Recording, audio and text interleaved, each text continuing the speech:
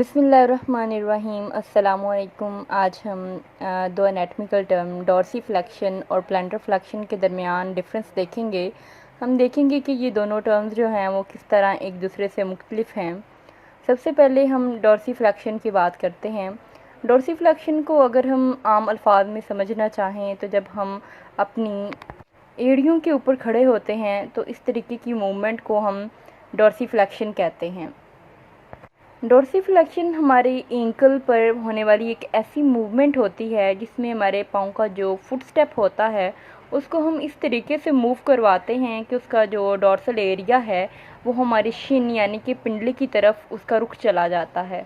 तो आम अल्फाज में जब हम एड़ियों के ऊपर खड़े हों तो ऐसी मूवमेंट डॉर्सीफ्लेक्शन कहलाती है, जबकि इससे बिल्कुल उलट जो है वो प्लांटर फ्लेक्शन है। प्लांटर फ्लेक्शन को अगर हम आम अल्फाज में समझना चाहें तो जब हम अपनी उंगलियों के ऊपर खड़े होते हैं तो इस मूवमेंट को हम प्लांटर फ्लेक्शन कहते हैं।